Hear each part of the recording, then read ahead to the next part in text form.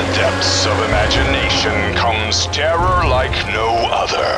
From experiments gone wrong, things crawling from atomic wastes, alien behemoths, prehistoric titans. Nowhere is safe when they strike without warning.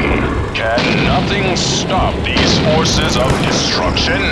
Science, weapons, love. You'll just have to see it to believe it. Scream, run, hide if you must. Nothing can survive the Monster Zone. Do you like big things? I like big things. Do you like big monsters? That's my second favorite thing. Welcome to the Monster Zone.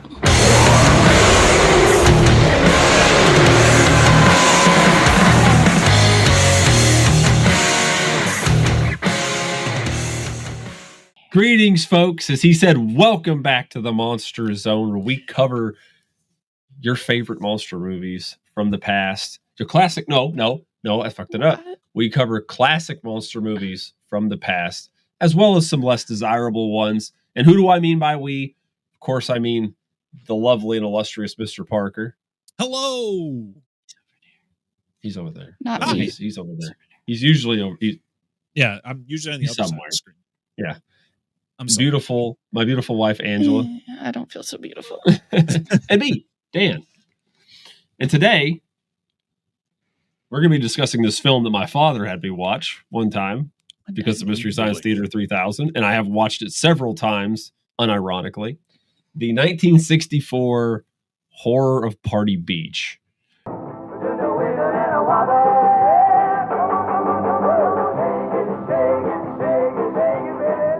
While the beach set twists to the big beat sound of the Delaires, swinging out with 6 rocking hits, while the cycle gangs burn up the road and strong-arm their way into the party with fists flying, while teenagers prepare for a secluded slumber party, ghoulish atomic beasts who live off human blood.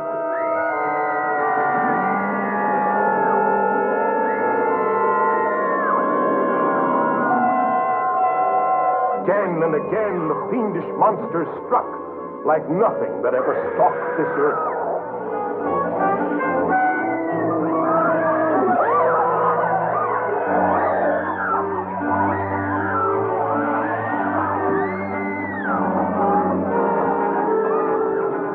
An entire city in the throes of panic, at the mercy of demons from the dead.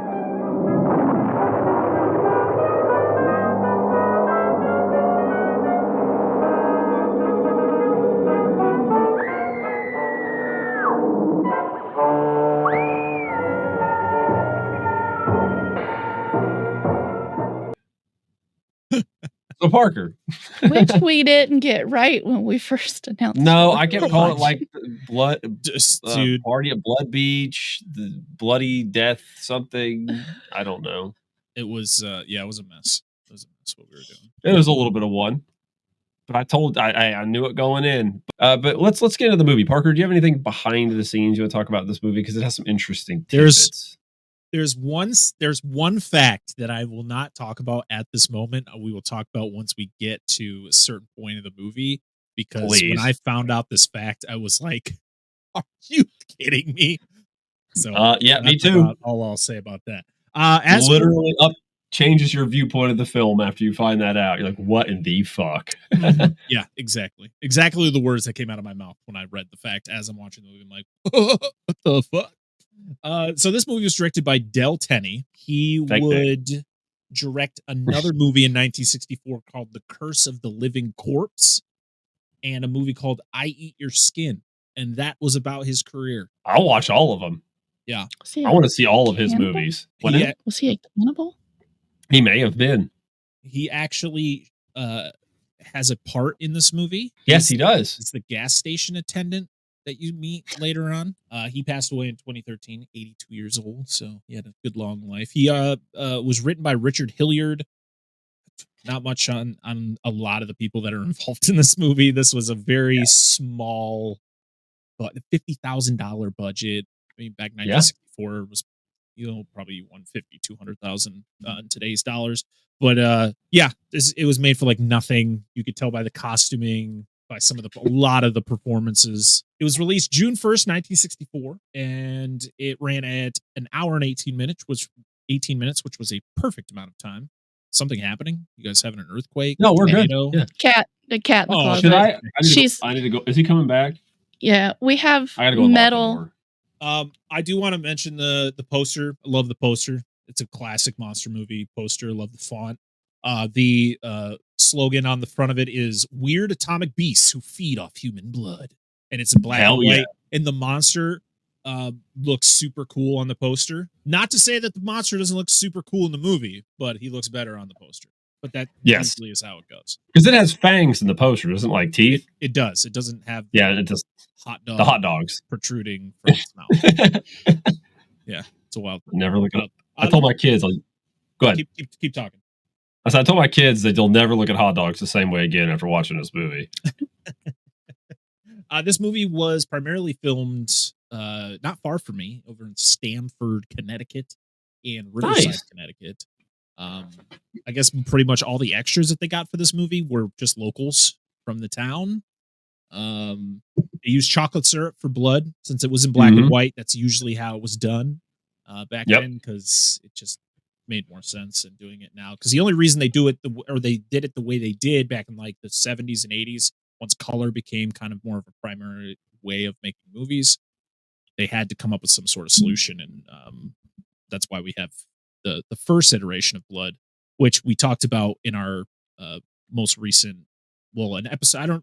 The episode won't be out yet, but we talked about it in our Friday the 13th episode. How Tom Savini was the one that kind of came up with like a certain concoction to make blood look like real blood. He was somebody's recipe he used. Oh, probably. I can't remember the name though. Yeah, it was. I learned about it on the was it Into the Darkness.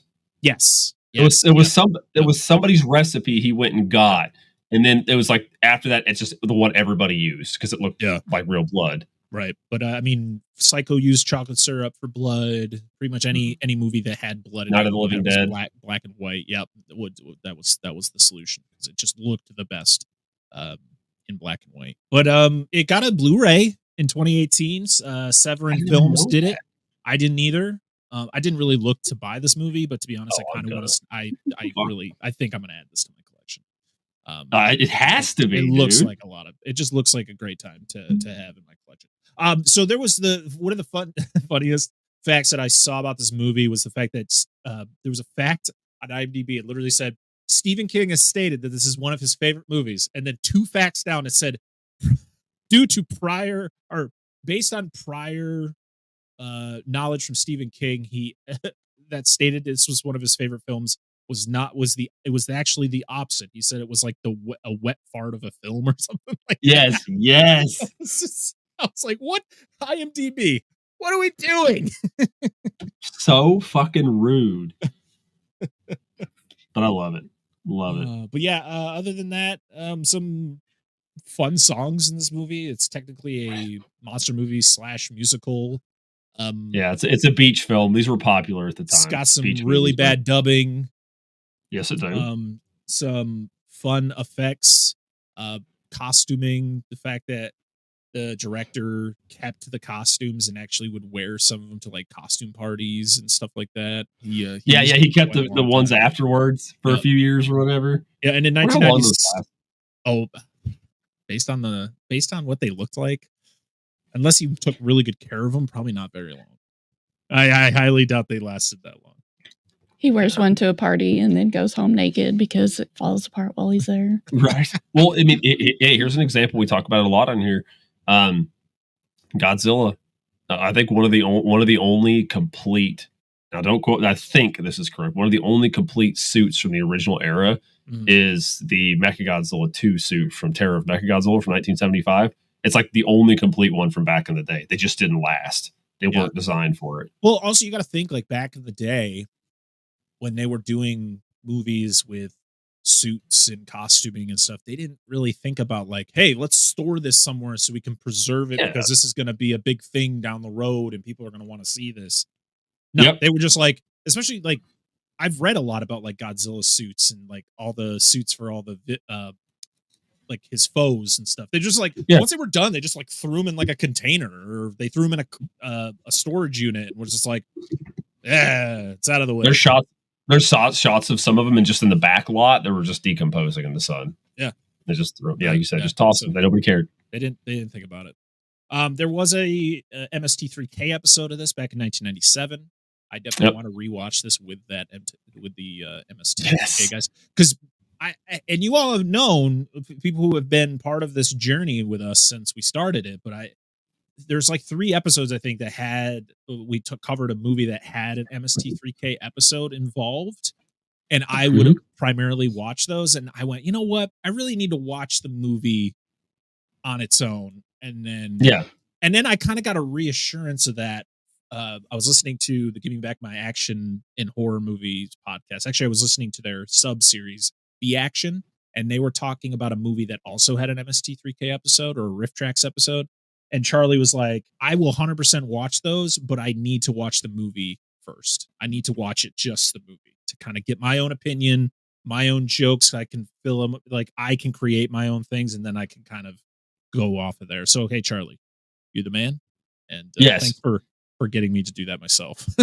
and I know in some of those MST3K things, because they were a television slot. They had like 2 hours to do commercials. There are bits in between, so there are sections of the film that are cut out. Right. Yeah. So you do lose some of the movies, and I get it. I love it because that's where I mean, we'll talk about that here in a minute, but that's where I first watched this film anyway. But all right, well, that's about it. There's really not a whole lot more interesting facts other than the one that I am saving for a special spot. Yeah. So Dan, hit us with that plot, baby. All right. Well, let's look. I'm assuming we're going to do the status quo. Outside of myself, does any of y'all have any history with this film? Absolutely not. Did not know about it until you spun it. Just the first time the first time I watched it was we streamed it. It's been a long time. It's been a while. Yeah. But because I remembered watching this when it first started. Yeah. Yeah, me too. It's been a while. Oh, and if you want to watch it, just throwing it out there to anyone listening, it's on Tubi.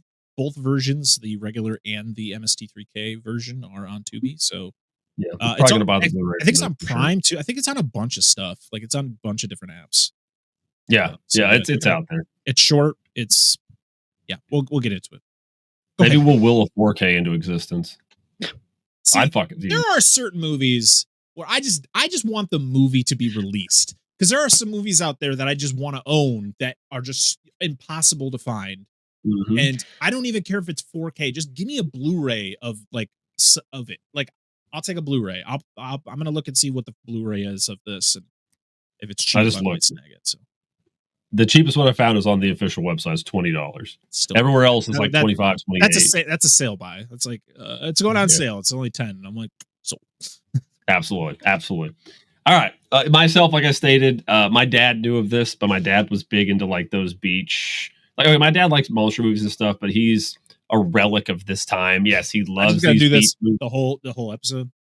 Yeah, absolutely. He loves a lot of these beach movies. He likes the old Elvis stuff.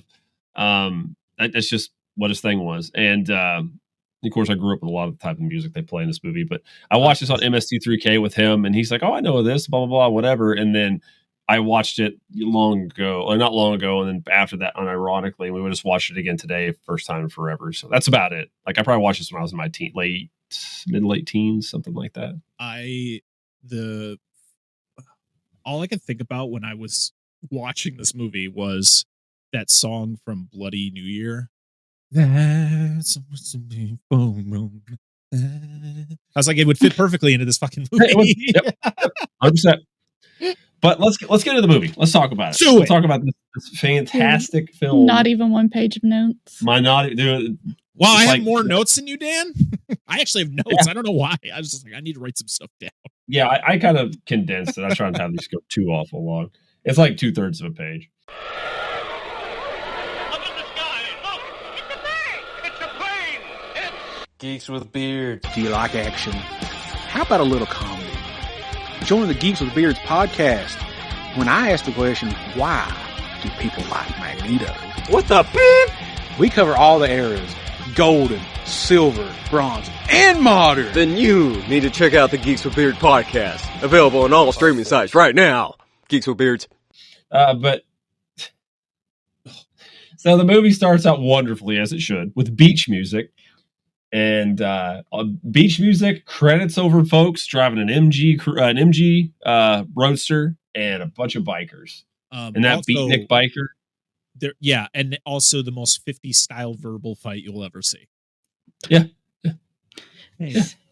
It's just not happening with us anymore. Dude, oh my God. Slow down, girl. The beatnik kills me. The beatnik biker. We'll talk about him in a bit.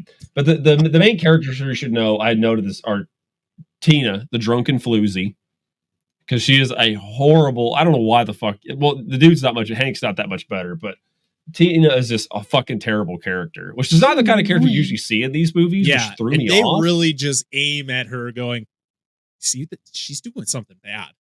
Like this is she's not good. She's with that guy, but she's really grinding on that dude. She fucks the shit out of biker boy and just does the like, and I'm like, whoa! Starts untying her top. This is getting crazy. Yeah, this is risky ass shit. Like, do that. That's what I'm saying. Like, she's untied. She's of course got something underneath it, but she's got like a shirt like tied up in the center, or whatever. Oh, I thought, no joke. I know this is. There were movies made in the '60s that had nudity in it, but I was really waiting for her to just whip out her tits. Like, I thought she was going to be right. And I was like, what is this movie? Like, I'm at the rating real quick.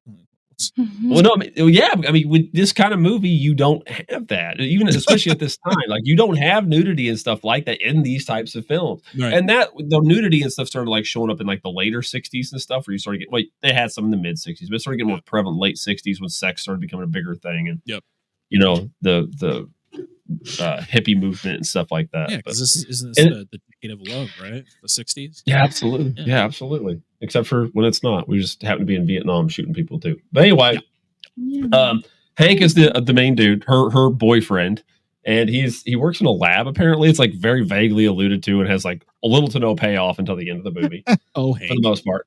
Yeah, and they have just some weird relationship thing because he's like, "You can't do this," blah blah blah, and she's like, "I'm gonna do what I want. You ain't gonna tell me what to do." Well, then he has that conversation with what the hell is the main girl's name? Elaine. Yes, because there's a song. Elaine. Yep. It was so funny because they played that song, and then the next scene, the dad's like, "Elaine should be inside," and I went, "Did they just couldn't think of another name? Like, is it just like, is it? Oh, okay, it was foreshadowing. Never mind." Yeah, absolutely. Nothing. Okay. She's like, "Oh, my dad really likes you. He says you do great work." And she, again, like every girl is I fucking Hank the entire, because she's just staring at him and just like, you could just see the drool going down her mouth. Yep. You're like, holy shit.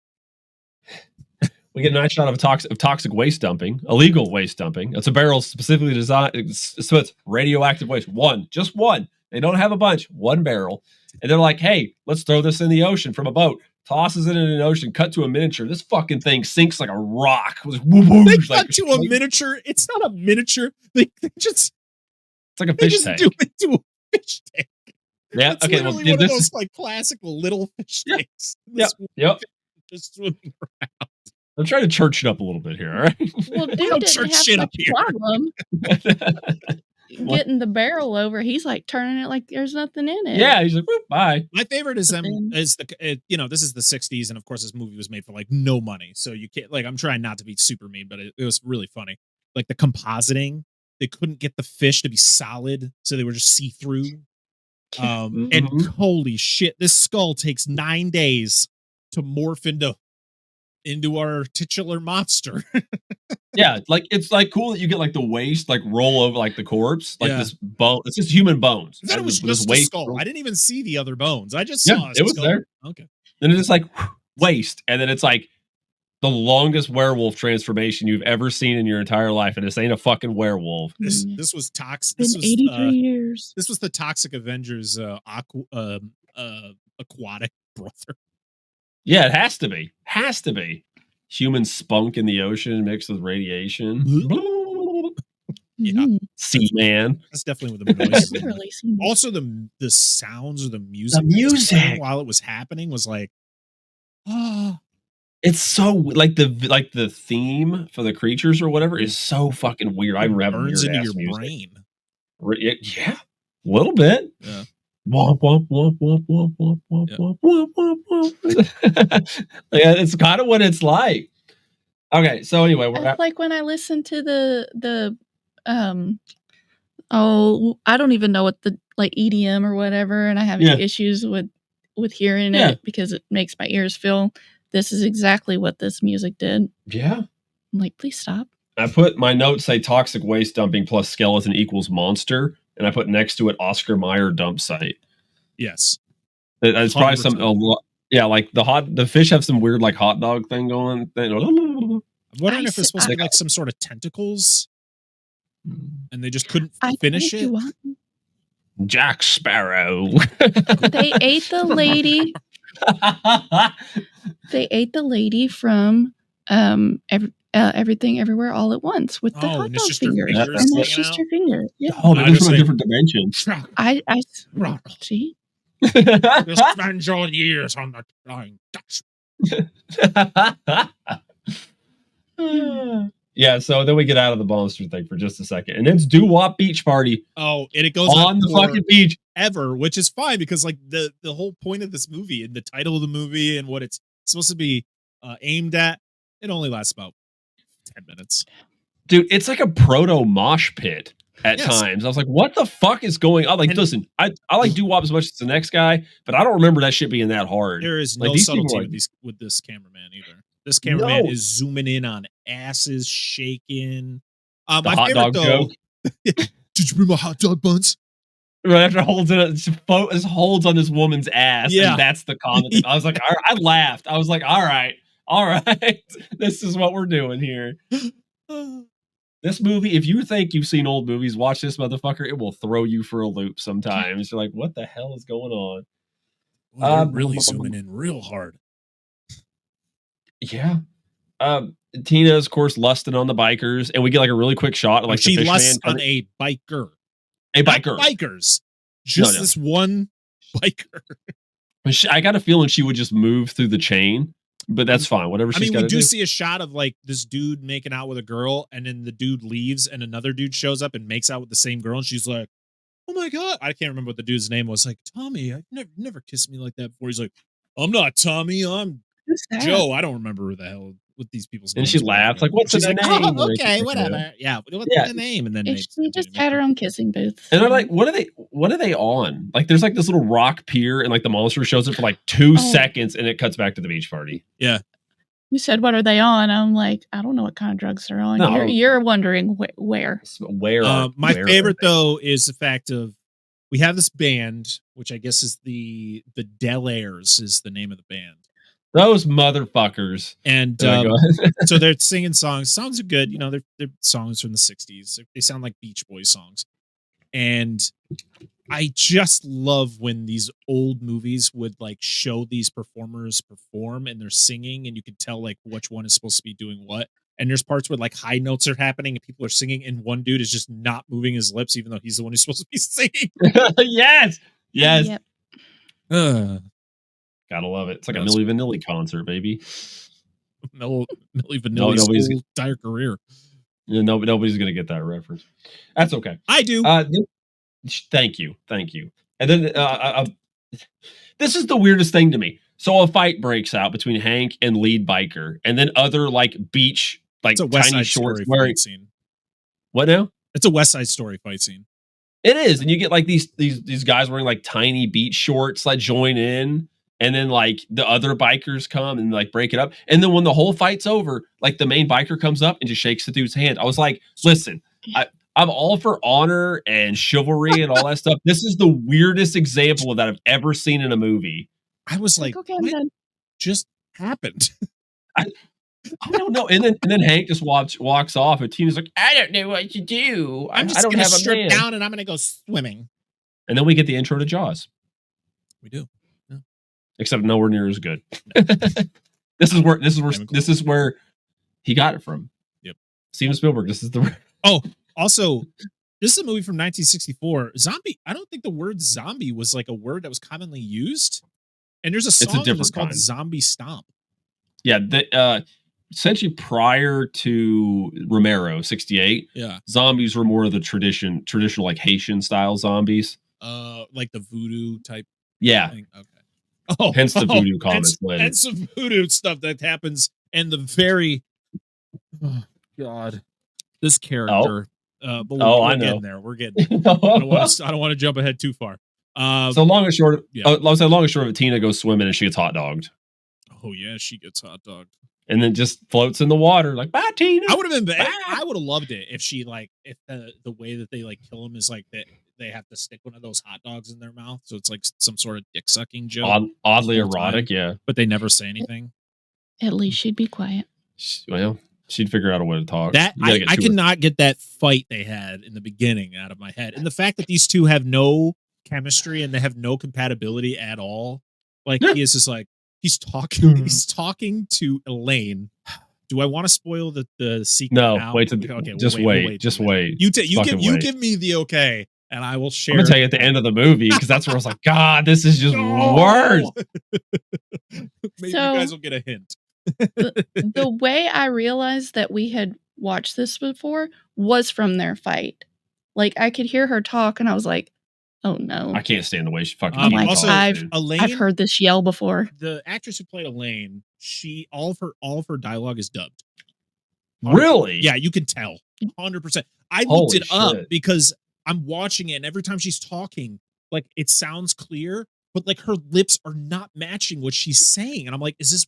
My first thought was, is she foreign? Like she doesn't speak very good English, and they needed to dub English over her. Yeah. Maybe that was the case. No. They just dubbed her voice. It's her voice. They just dubbed her over her own. So fucking weird. Because everyone else sounds like they're actually talking in frame. I know, like back then, and even with this budget, 1964, I know that a lot of movies just couldn't afford cameras or audio when they were filming. So most of these movies were being dubbed later on. But it is just like somebody should have been like, "Do we at least have her read the lines? Because what happened here?" Like she's literally just like she's like licking her lips, but she's saying a sentence. You're like, what? All right, Elaine, sure. Are these the right lines? I don't know. Just go with it. We got to get this fucking movie out. Fox wants it. But yeah, she's got a thing for Hank. I just wanted to put that out there. Right? We didn't mention that 'cause she was drooling before. So, do you have something you wanted to say? No. Oh, okay. I'm sorry. My favorite part was comfy. Sorry. Oh, I'm sorry. My favorite part was Tina's body washed up on the beach. Yes. And that fight, dude, her death scene just goes on. It's like the monsters. It goes on for a very long time. Dude, okay. We'll talk about when we get there because I have some things. I don't have all bad things to say about this movie. I don't either. Like, yeah. So, of course, everybody's like, "Oh, grieving from the death of Tina. Oh no!" And then we cut to Elaine's house. Elaine's dad walks out the door, and I'm like, "Howard Stark." That's what I thought too.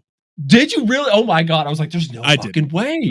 I did. He looks like the dude who plays Howard Stark. He does. Which, like the older one, right? The older Howard Stark. Yeah. Yeah. When you'd see like the clips of him in the 60s and stuff. Mad Men. Yeah. Yes. 100%. And this is where they elaborate more on. His name's Dr. Gavin. It's Elaine's dad. They ask him to work on the case. They're like, hey, we found weird blood samples or whatever. Just check it out. And then that's when you find out, like you said, Parker, like, I've got feelings for Hank. And he's like, is it because he's free now? Like, oh, probably. It's like the Teen Girl Squad. His ex-girlfriend's only been dead for less than 24 hours, but let's make a joke. Dr. Gavin's like, you better go get that dick, sweetie. Yeah, and then we meet the housekeeper. Oh my, Eula Bell. I just have a note. Here's Eula Bell is the shit. I fucking love Eula Bell. Eula Bell died very shortly after this movie came out. That sucks. I'm pretty sure we looked. I don't remember seeing that she passed away. She here's the thing. It's one of those like fine lines of like, this actress does a very good job at what she is being told to do, but this is a problematic character. Yes, it's the early 60s. We get it. It's the I'm sorry, sir. It's this, like the way that they talk and the way, like, it's always got to do with some, like, oh, black people like voodoo, right? They believe in the voodoo. Yeah. It's like, yes, I mean, some do, but so do most races. Like, she's a caricature. She's 100% a caricature. But the funniest thing, and it has nothing to do with any of that, is her literally telling Elaine to get over. Oh no, wait, no. I'm gonna stop what I'm about to say, and because that has to do with something that happens in a minute. But she's fucking ruthless. That's all I gotta say about Yule Bell. Yeah. Other than some of the caricatures of out of date stereotypes. Yeah. She's ruthless. I just think her like going on about the voodoo is fucking hilarious because like even the dude who plays the doctor, it looked like he was like bro character for a minute because he starts laughing. He's like, just go. It's like, dude, and I'm not discrediting her because I really think she's fucking hilarious and like not to be rude. I think she's great. They don't just throw her away and they don't make her just like, I think that's one good thing about this movie is they do make her a caricature, but they also give her like, I don't know, they give her like good qualities where it's like she's not just the black housekeeper. Like the thing that she does is on accident, but I digress. But she generally wants to help. She wants to help. She worries about people. She's trying to keep the house locked up and safe. She knows something's up. But she's also a savage. And you're going to find out why in a minute. Elaine doesn't want to go to a sleepover. I don't blame her. This is when I knew her lines were dubbed. She's on the phone and she's talking. Yeah.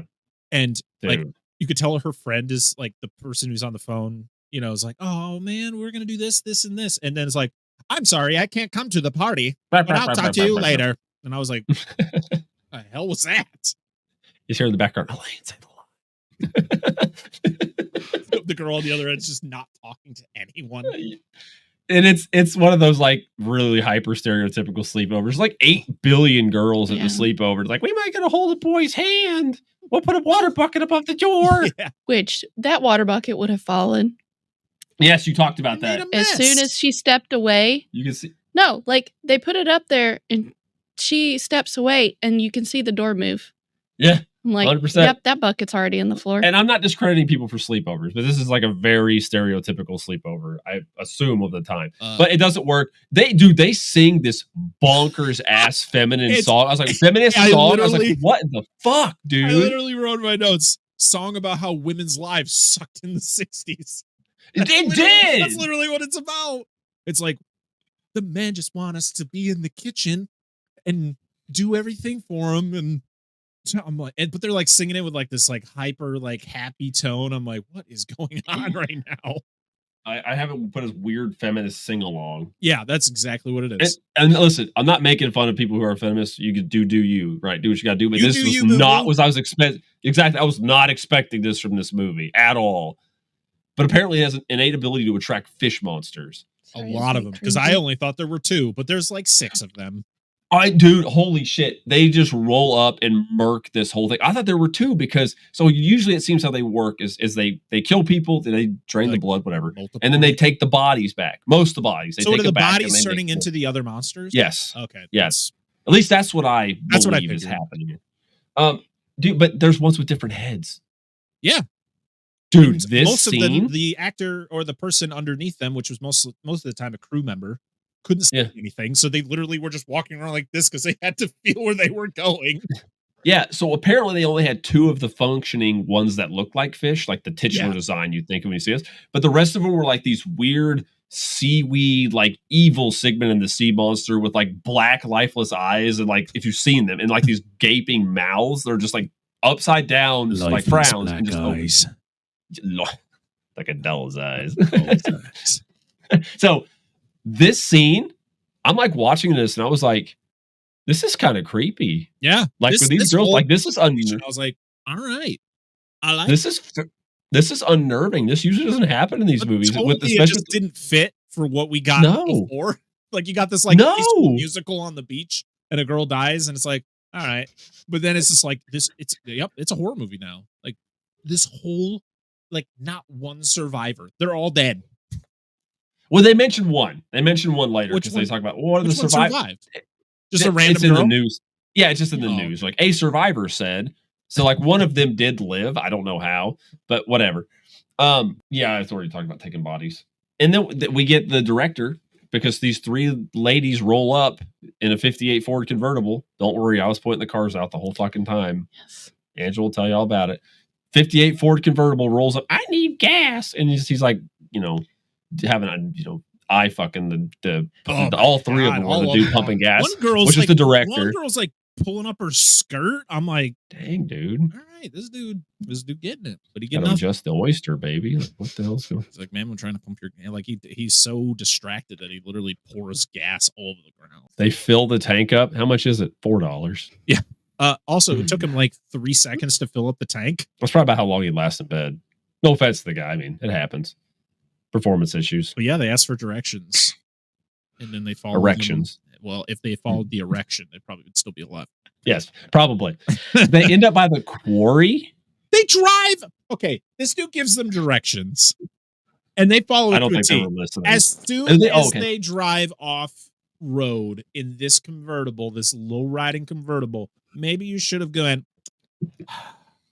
I'm going to stop here and I'm going to turn around and I'm going to go back to that place, or I'm going to try to find another place, find directions, because clearly this isn't the right way. They're like going off road. They're like, they eventually get stuck.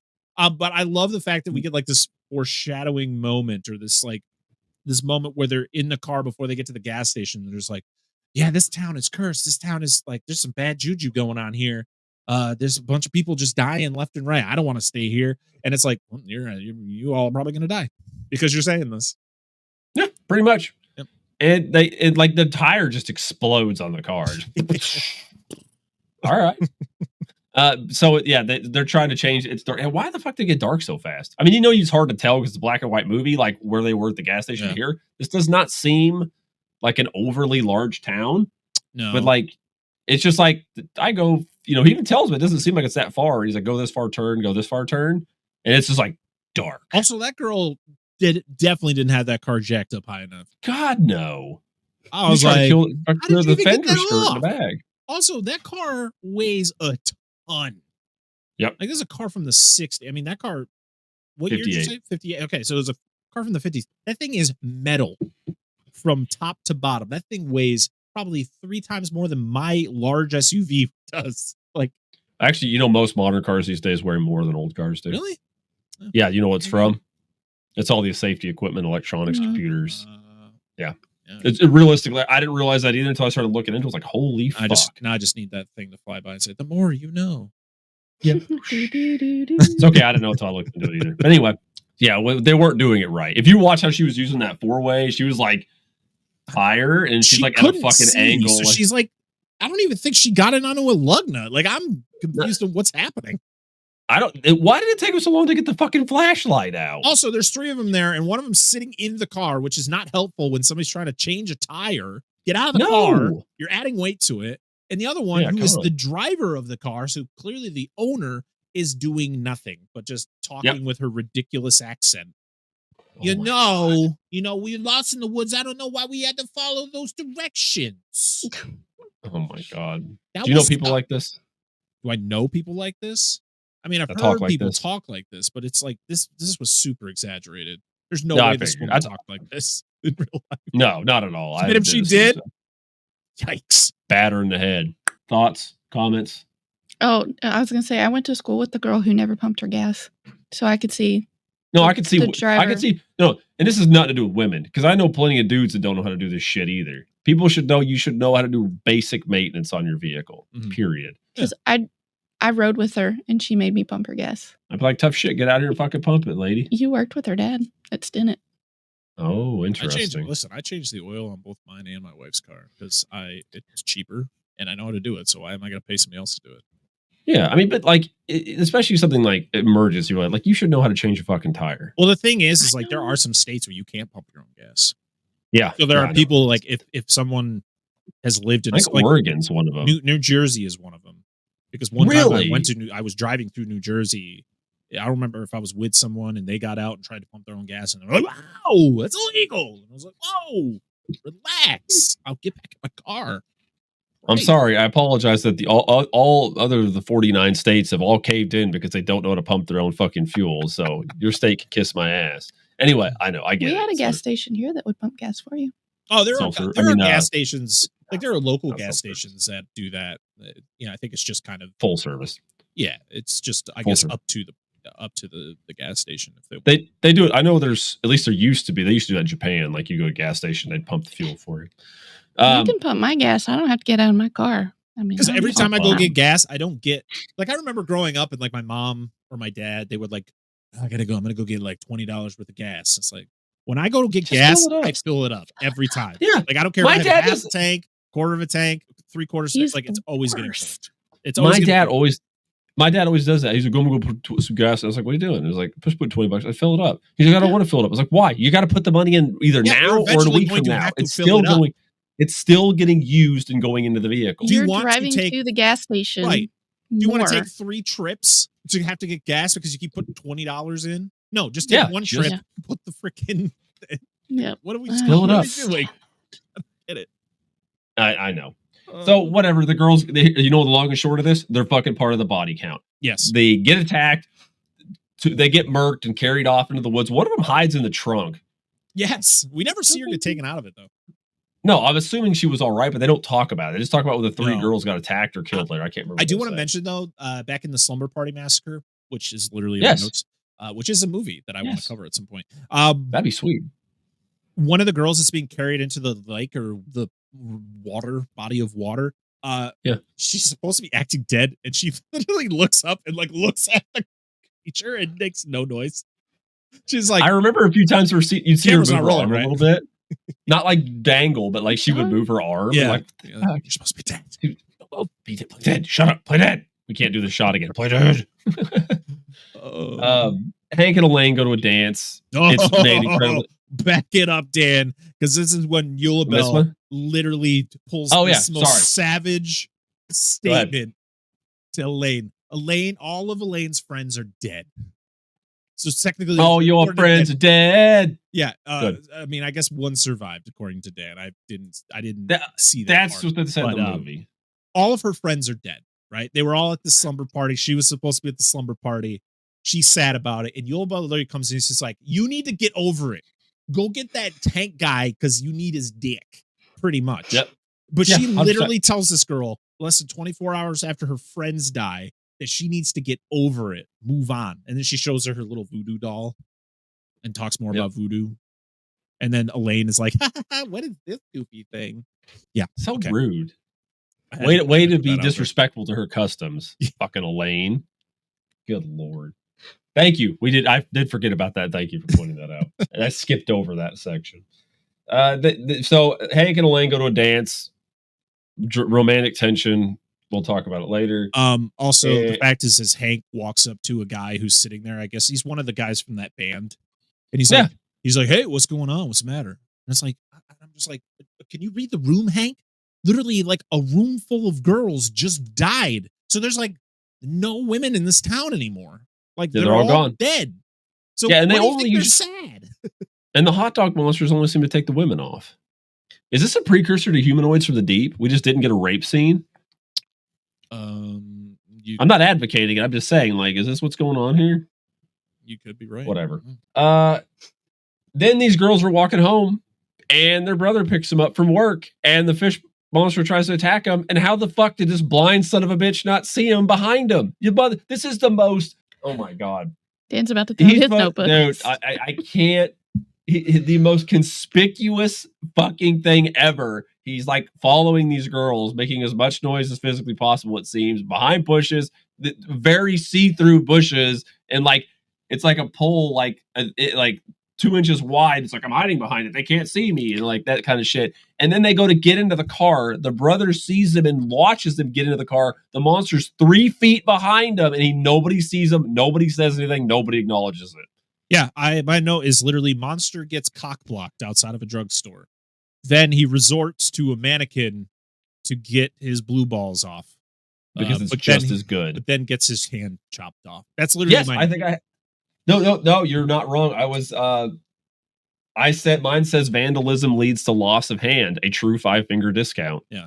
Because it's literally these 2 girls leaving this drugstore, and of course, like the owner is like letting them go. It's like, oh, you guys better get home, or like, you know, you better walk home fast or whatever. And it's like, oh, it's okay. My brother's coming to pick me up. And then the monster's like, why did they pick her up at the store? Why the fuck they need to walk like 3 blocks away? He's like, I can't get that close.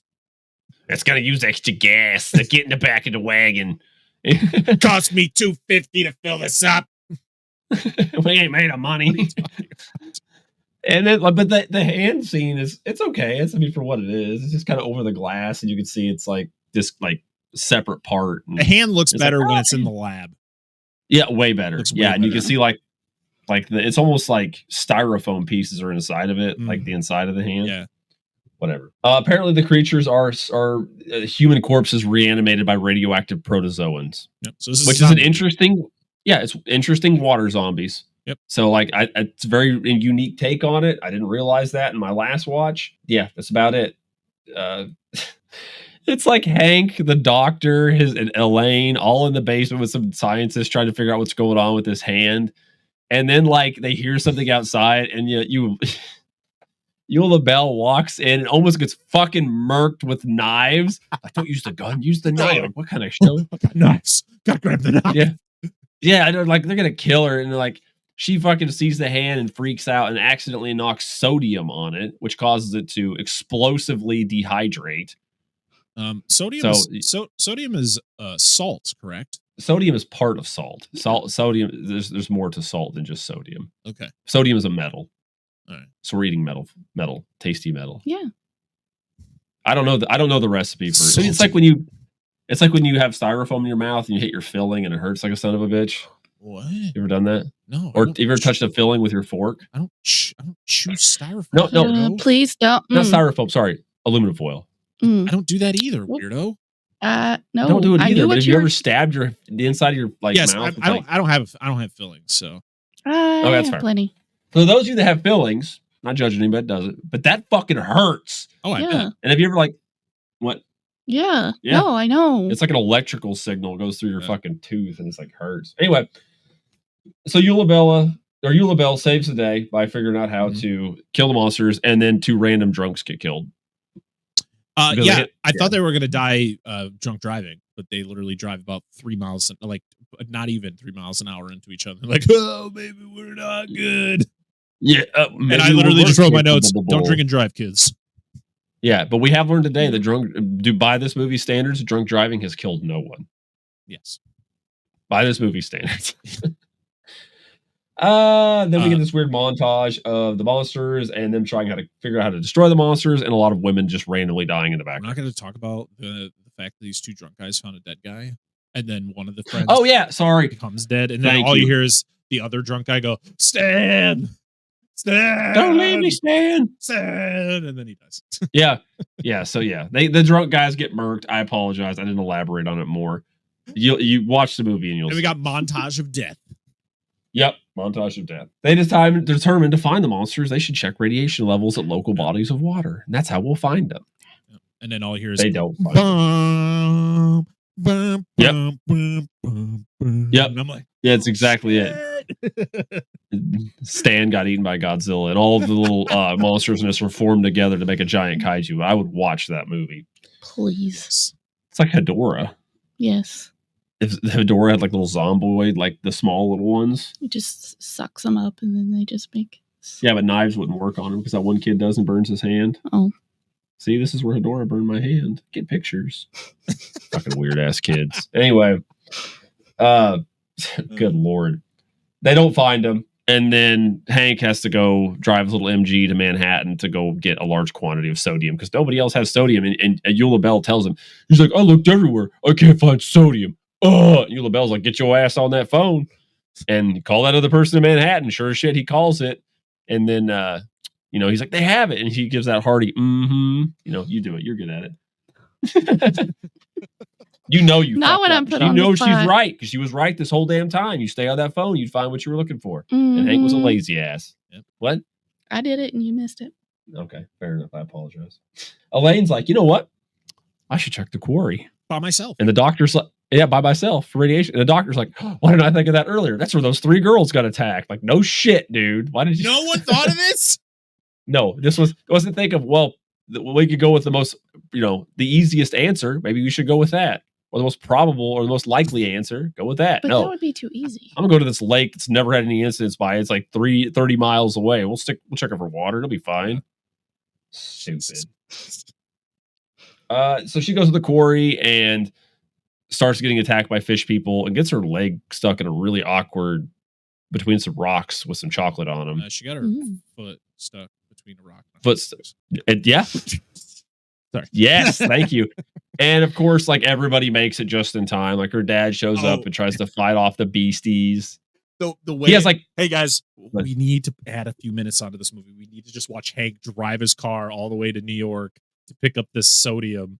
And it's one of those he gets out of his car and it's like they got to turn up the speed. And so he's like running down the alleyways, buying it off like a drug dealer. But they because he has a trash can full of it. It's just like a tiny trash can full of sodium. He bought it from like a lab, but it's like, oh yeah, we didn't have any containers for this, but here's a small trash can for you. Is this how we store sodium? And luckily the doctor had like pocket sodium and he just like dispatches one of the monsters silver mist and like kills him. And then he gets attacked. He gets like partially fucked up because Elaine. Yeah. And of course, I should point to that when Elaine got attacked, it like just instantly became dark. Yep. Like it was daylight and then like magically it was dark outside. I was hoping it was like such a long period of time since she got like stuck there and they get there and she's just a corpse. She's just like half like she's like rotting. It's actually been like weeks. They never knew to check the quarry. That would be hilarious. This movie actually doesn't take place. It's maybe just a couple days. I think. Yeah. Like it doesn't seem to really take very long. Yeah, sounds about right. So the doctor gets attacked. Hank shows up and they have a sodium party. Oh my God. Hank shows up, starts whipping sodium, which they know is rocks like this big. He's just chucking. Yeah, and they like make these motherfuckers explode. Like Dr. Gavin's like this thing is like on him and he just tosses one out. It could have like killed the motherfucker. Yeah. From like burns or something. Yes, look what you did to me. But then all like the detectives and stuff show up and just everybody, like little kids off the streets just throwing sodium at shit. I'm surprised they didn't put like sound effects where it's like pew. That'd been sweet. Like B3. You sunk my battleship. That's just a monster. It's like and it's just most of them explode into nothingness, and then like a couple of one or two at the very end just really holding on for dear life. Yep. It's like this one's like dying. He's like, "Is that all you got, you little bitch? You ain't got any more sodium, do you?" And he's like trying to get back up. He just dies. And this movie doesn't end the way you'd think. It doesn't end like other movies at this time where it just says the fucking end after all the monsters are we had to get done. an awkward scene because of a certain fact about this movie. Yeah, go ahead, Ben. So I'm thinking of work. Parker. So after the fight, Elaine is in bed. She's recovering from the events of the night, and Hank comes to visit her and explains to her that her dad is in the hospital. He'll be out in a few days, blah, blah, blah. And he's burned badly. Also, it's really weird that Hank shows up. Eula Bell's like, she's probably still sleeping. We could go upstairs. And I was like, how about we wait till she wakes up? Why are we just going into her? Why is this man just going into her room? I know she probably doesn't give a shit. But why aren't we waiting? But whatever. He goes into her room, explains everything. Then it's like, oh, they can finally be together. And they kiss. So the actors who played Elaine and Hank are brother and they both have passed. Were brother and sister in real life, like not half, not step, full blown blood brother and sister, and they show them making out at the end of this movie, and I went, "Yep, okay, what the fuck was that? We didn't need that at all." They could have just you could have just been like, okay, they're together. Like they could have maybe even gotten close to look like they're about to kiss, and then they just cut. But instead, we see them 60s make out, which is just hold a kiss for a very long time, move your head like this. But it's still weird, guys. These are real brother and sister, and I understand this is acting, but why did we? Why if you're gonna cast a brother and sister, did you make them be like this girl wants his dick? And they look alike too, which is weird in itself. It would have made more sense if his sister was played the Tina part, because they're never romantically involved. She just dies. It made way more sense. This was her only acting role. Not her brothers. No. He played in what movie called Sexcapades and like the orgy at somebody's house or some shit from the fucking 60s. I think he also was in the other movies directed by the director of this. Probably. Tenney. Yeah. So, yeah, that was the end of this movie. And that went, well, that's going to mark it down a little bit because that was just unnecessary. Something I wish I didn't look it up. I know, I do too. I literally found out for the that extra fact $20,000. because of the dub. What's that? That's where the extra $20,000 for the budget went. They had to bribe her. Fuck, I guess. I'd hope so. Or they were just okay with it because no, I'm not gonna make that assumption. It's in Alabama. No, it's Connecticut. Yeah. It's definitely not But the South. yeah, it was probably one of the weirdest facts I've ever read for a movie. It's so And I've read odd, dude. I was like, a lot of weird facts about movies. This one this makes this whole film experience so fucking weird. Like the movie's fine. Most of the romance is like awkward. It's like tension for most of it. And then I was like, man, maybe they just won't kiss in the end of the movie. And I was like, son of a bitch. Yep. You guys just fucking had to, didn't you? Yep. They sure He's did. like, I don't care if you're in a relationship. You could have literally, the movie would have changed nothing if that part didn't happen. They could just like, it's fine. It like I'm super okay with the fact that like they wrote this as like these two characters or, you know, the way that they go throughout the entire movie. But the fact that we didn't need a kiss. We didn't need it. No. But we did. And it's weird. And I had to mark the movie down based on that alone. Because it's just like, what do we do? What? Okay. So now that the movie's over, we know all. You have something to say? I'm sorry. Well, what's it? Kurt Cameron or whatever. He was in a movie where he was romantically involved with another lady. Well, at the end of the movie, they get married, and he's supposed to kiss her. Well, they bring in his actual wife for him to kiss at the end of the movie. They could have done something like that. They could have put it in some other lady and done it from like. That's the most That's one of the most like normal facts I've ever heard about Kurt Cameron. That dude is a freak. I don't know. I don't fucking. I don't know much about him. That's the only thing. I don't. And his sister's not far behind him. Okay.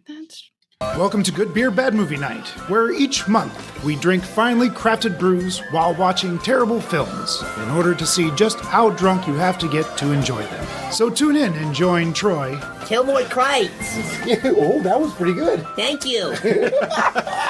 Dave. I have the weirdest boner. And Pete. IPAs are ales, meaning they are bottom fermented. Excuse me, they are top fermented. I that up. Try that again. As we drag Kathleen, Hear me.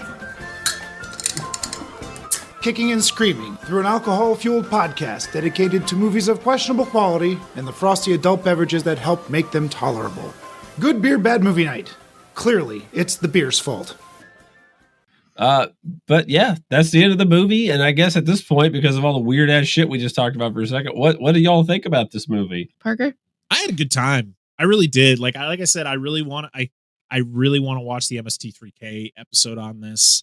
But yeah, I with the weird incest shit and the way the monsters looked, I just thought it was goofy and it was fun. Like it really felt like a comedy.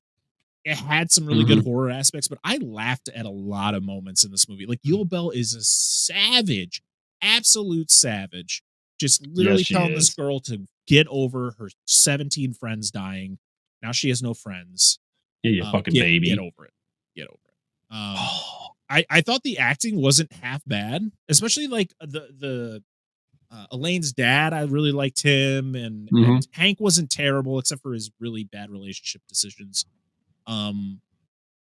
It was just goofy fun. Like it's an hour and 18 minutes. It doesn't overstay its welcome. The beginning of the movie is like, all right, this is what I felt like. This is what it was being described to me as. It didn't last as long as I thought it was, but like it kind of makes sense for the movie. Yeah, to move on with the plot. I highly recommend it. I do. I gave it a 2.5 out of 5 stars on Letterboxd. Okay. I think the only thing I really liked about this movie was the monsters. They were so fun to look at. And both of them, or just the designs of both the of them? monsters. Like both the monsters? Yeah. Okay. That's probably about it. Gosh, negative. And the fact that they got what's her face to shut up. It's true. That did fucking kill her. Yeah. Sorry, Tina, you're annoying. Yeah. You good? Okay, so I don't want to cut you off. You had more to say. I do. I enjoyed watching this. Of course, I love these kind of movies. That's why I'm always worried about bringing them in, because I can tolerate this dumb shit, and I'm like, I love this. I don't care for like the beach biker rumble thing at the beginning. It's part of the movie, but it's like I can take it or leave it. Yeah. But it's fun. I like the monster design. I really wish they made a figure of it. I think there's like a figure, but it's kind of expensive. I'd love to have one. Yeah. Because I think if you're know these movies and you're like, showed somebody this monster, they'd know what it is. It's a fairly unique design, even though it is just kind of like a fish thing. But especially the other, like the seaweed versions, like I think those look fucking terrifying. Like those are awesome. That slumber party scene is like makes it a legit horror movie. It's I wonder how many. I mean, other than like how some of them look.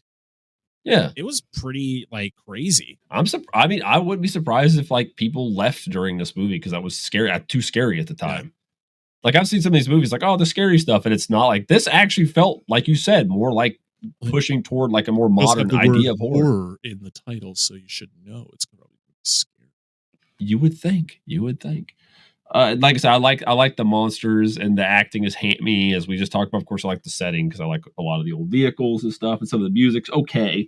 It's not my favorite kind of music. Like it's what they had for the budget, and it's fine. But that's it. I like Parker. I recommend at least watching it one time without MST3K. Like just watch it one time and then watch the MST3K because that's gonna be good anyway. But that way you could just experience it. But watch it with people. I think this is definitely a movie that's better suited just like it's kind of a group thing you can just kind of have fun with. Yep. I think that's this kind of movie for sure. Did you watch it by yourself? My wife was like in and out, but she ended up going to bed, so I watched most of it by myself. I was hoping Mrs. Parker's review.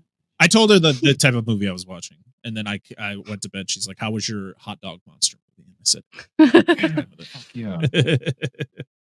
Yes. But that's it, folks. That's our opinion. So go check it out. Get the Blu-ray at a discount, or just watch it somewhere like on Tubi for free. Yeah, do that. Dan, Angela, thank you so much for kicking ass on this show. This is always trying. It's always fun to be the co-host, and it's always fun to just sit back and kind of, get to be you guys. Yeah, hell yeah, dude. You're just gonna take the movie in and talk about it. He's like, yeah, I saw it. I fell asleep after 20 minutes, so just kidding. No, that's fine. You got a nap, bro. Got a nap. You guys push you to sleep. It's a good sleep aid. No, that's it, man. I was gonna say not anything. You pretty much speak for us most of the time, and yeah, we just appreciate you guys hanging out, and we'll hopefully keep it entertaining for y'all and be zany and keep talking about these ridiculous monster movies and do all the other stuff we do. So thank you guys very much for tuning in again. This is the Monster Zone, and we'll see you guys next time. Bye. Bye.